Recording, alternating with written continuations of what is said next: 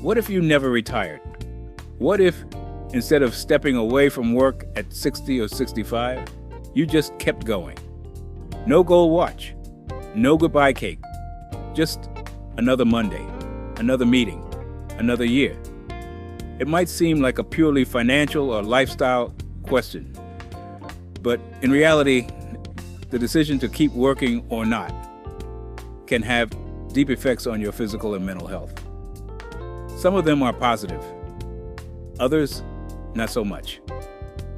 And many depend on the kind of work you're doing, how much control you have over it, and how your body and mind are holding up with age. Let's break it down, starting with the physical side. There's a myth that work always wears you down, and in some cases, that's absolutely true. If your job involves physical labor like construction, nursing, warehouse work, or anything that keeps you on your feet all day, continuing that into your 70s can take a serious toll. Joints wear out, backs give in, muscle strength, reflexes, and stamina naturally decline with age. That means the risk of injury goes up, and recovery takes longer. Even less physically demanding jobs, such as being a cashier or working long shifts in a factory, can cause chronic pain, swelling in the legs, poor circulation, and sleep issues if your schedule isn't consistent. But what about office work, or part-time consulting, or managing your own small business? These are totally different situations. In fact, for many older adults, continuing to work in a desk-based or flexible environment can actually improve physical health. It keeps you active. It keeps you moving. You have a reason to get dressed, leave the house, and stay on a routine. That kind of structure helps prevent the decline that sometimes happens when people retire and suddenly lose their daily rhythm. Now let's talk about one of the biggest concerns, which is mental health. For many seniors, work is about more than just money. It's about identity, purpose, and social interaction. When people stop working, especially if they don't have a strong social network or hobbies to fill the gap, they can quickly begin to feel isolated, unmotivated, or even depressed. Studies have shown that working longer, particularly in part-time or flexible roles, can delay the onset of cognitive decline. You're using your brain every day, solving problems, managing tasks, and talking to coworkers or clients. That kind of mental stimulation keeps the brain active, especially when paired with regular movement and good sleep.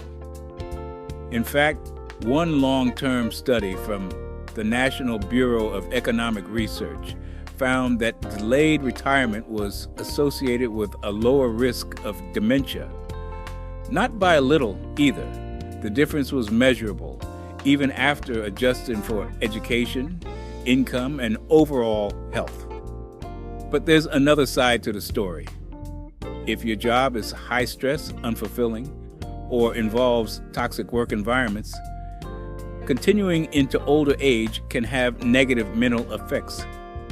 Chronic stress raises blood pressure, weakens the immune system, and increases the risk of anxiety and depression. If you don't feel valued, or if your workplace doesn't accommodate your age or needs, you could feel more frustrated than fulfilled. That's why the type of work matters just as much as the decision to work. If you're working by choice in a role you enjoy with flexibility and respect, it's a completely different experience than someone working out of financial desperation, trapped in a rigid or exhausting job with no end in sight. And that brings us to the question of money. Retirement is expensive. If you don't have savings or a pension that matches your cost of living, working longer can feel like the only option. But financial strain doesn't just affect your bank account. It affects your health too. Constant financial stress can lead to sleep problems, high cortisol levels and a sense of burnout. It can even increase the risk of cardiovascular disease over time. So in a way, continuing to work can help ease some of those money-related health risks. But if it comes at the cost of your physical or emotional well-being, it's a trade-off that needs serious thought. One overlooked factor in all of this is routine. Many seniors report feeling untethered after retirement. The loss of a daily schedule leads to irregular sleep patterns, less physical activity, and even weight gain. Meals become inconsistent, days blur together. And for people who spent decades structuring their time around work, that freedom can start to feel more like a burden. In contrast, continuing to work, even part-time, keeps the gears turning. You have appointments to keep, people to see, projects to finish. This structure can be a stabilizing force, especially in the first 5 to 10 years after traditional retirement age. There's also the social piece. For some people, work is their main source of social interaction. When that disappears, loneliness can creep in. This is especially true for people who live alone or whose family is far away. Continuing to work, even in a limited capacity, helps keep you connected to the outside world. You meet people, you talk, you collaborate, and that can help keep your mental health strong. On the other hand, work can also isolate you if your peers have already retired and moved on. You might feel out of sync. You might be the oldest person in the office by a decade or more. If the workplace doesn't make room for older voices, it can feel alienating instead of engaging. Now, let's zoom out a little. What does never retiring actually look like for most people who choose it? It doesn't usually mean working full-time until the day you die. In most cases, it means shifting to consulting, part-time hours, remote work, or passion projects. Some start small businesses. Others freelance or teach. Some continue working in a family business or nonprofit. It's not about grinding away forever. It's about finding a balance that keeps your mind active and your body engaged, while still leaving time for rest, family, and hobbies. And some people do thrive in their setup. They love what they do. They don't want to retire. And their physical and mental health reflect that. Others hit a wall.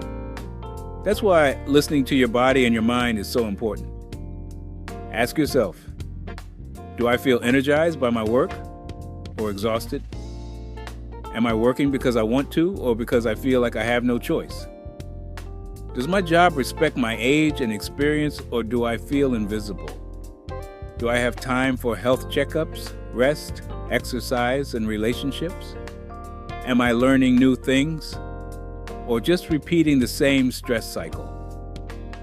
These questions can help guide whether continuing to work is helping you stay sharp and engaged, or whether it's draining your energy and delaying the rest and freedom you've earned.